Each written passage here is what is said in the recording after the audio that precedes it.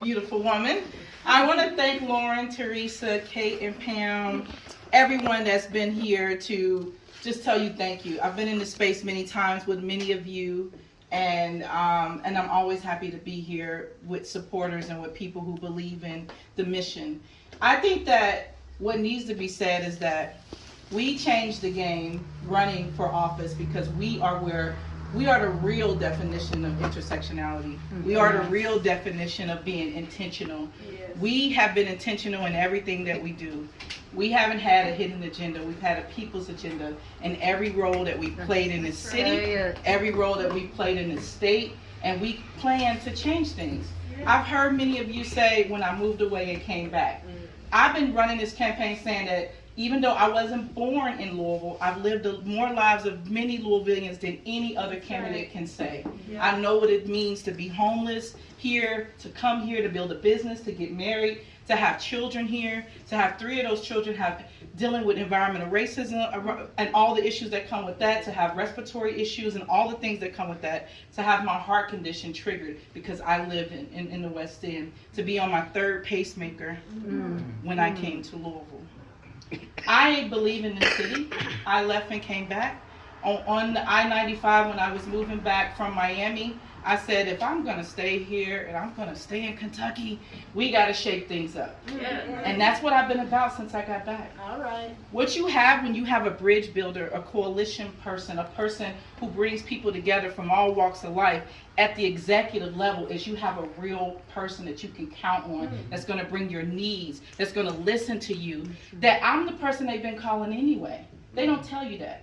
Yeah. I think about when people, like Representative Scott said, when people say, hey, are you more than an activist? Or, forgive me, I've been on Nextdoor going back and forth with people. It's just good mental wit, strength challenging. But when they say to me, are you about more than racism? Are you about more than protest? I said, of course I am. Why are you all threatened that black women want to lead when we've been leading from behind in the first place? Black women have been leading most of our institutions from behind. From education to our court system, it has been held up by black women all this time. How dare we step from behind the curtain? How dare we bring change in a way that's really intentional, it's intersectional, it's personal, it's community, it's professional. The things you don't hear is that I've managed and raised millions and millions of dollars in this city. When there's a problem or they need outreach, I'm the person they've been calling, the mayor's office. I've been appointed by the mayor's office. They reach out to me. I've been in this role, but I don't have to tell the women in this room that we are already mayors in our families. We're mayors at work. We're mayors in church, and we don't always get recognized. On the way here, I said, what am I going to say to them? What would they say about me? They would say I'm a fire starter, but not in a damaging kind of way, in a way that's responsible. Yes. I want to be responsible for the fires I started in this community, which is why I was late today. Our young people and our people who stood up during the Justice for Breonna Taylor movement are still looking for answers, are still looking for hope, are telling me, Shameka, I want to leave the city, but your race makes me want to stay here. I believe in your campaign. I have people who are independent candidates switching to become a Democrat to be able to vote for me in May. No other candidate can say that. Nobody's running around saying that about any of them, because they don't connect to them. Last night I met with the TARC union. I met with them at 10 o'clock and at 7 o'clock. And when I was there, they told me how the scandal has overshadowed them. They told me how they're essential. How can they not be treated as essential workers? Guess what I told them? My mother lives in J-Town. A great deal of my family depends on the bus. Our transit system has issues. I want to improve it, but I want to start with the workers first.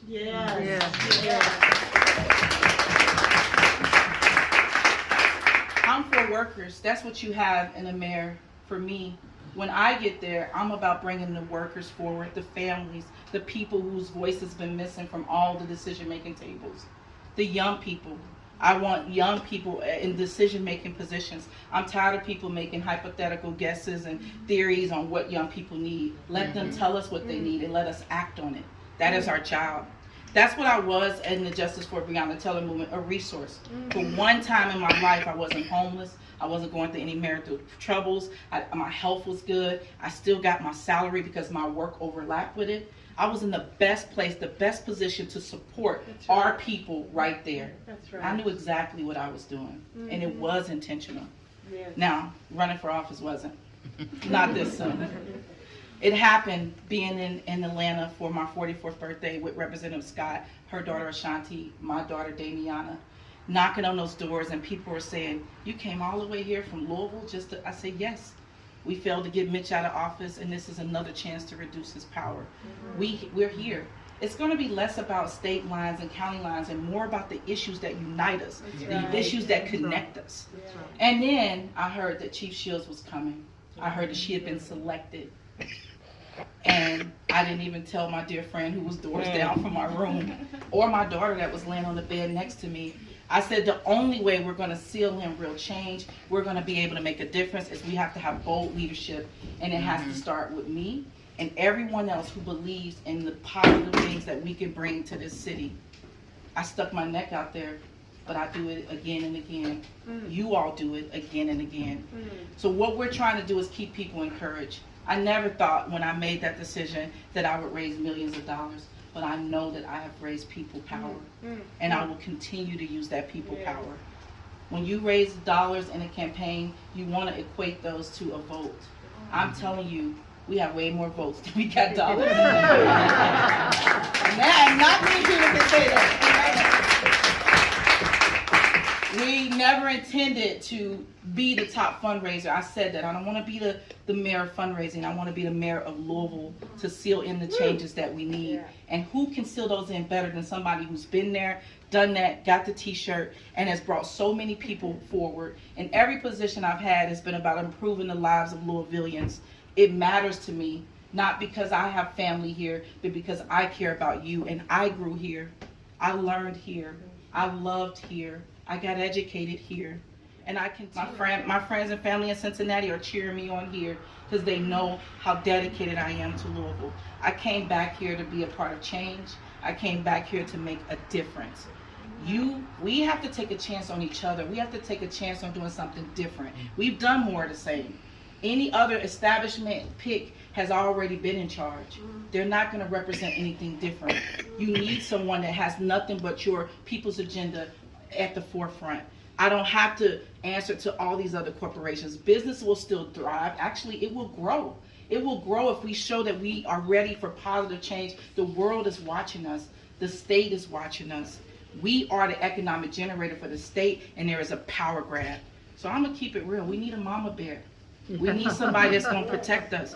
I got 6 kids, 3 grandkids, and I'm going to make sure that I protect Louisville from the people who want to take our power and our resources and don't want our voices in Frankfurt, don't want our voices anywhere else in this state. We have to have a protector.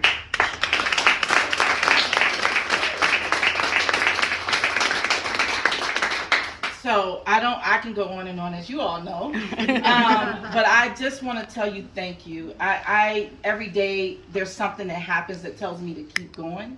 I want to encourage you to spread the word. These 2 campaigns are, even if the media is downplaying it, these are the most important campaigns. This is as important as the Obama race. That's how important this campaign that Representative Scott is doing for Congress, this campaign that I'm doing for mayor, it's about real change. And we've already changed the game. I already changed things by announcing in January. Nobody else would do that, right? I know what they're doing. They're chasing me. They're just using the money to distract you. We can beat them at the polls. The vote is what matters. The connecting to people across this county and across this city who are sick and tired of being neglected, who are sick and tired of once Derby is done, nobody's talking to them about anything, who are sick and tired of tourism not touching their communities and not having the things that we need to make our lives better. When I talk to the Louisville Metro government employees, they tell me we've been neglected. We don't get listened to. We have beautiful, intelligent, amazing people who are working in our mayor's administration, all in Louisville Metro government, but they're not being heard. And I have nothing against the 6 or 7 rich families that are running things here. I'm telling them, your time is up. Thank you.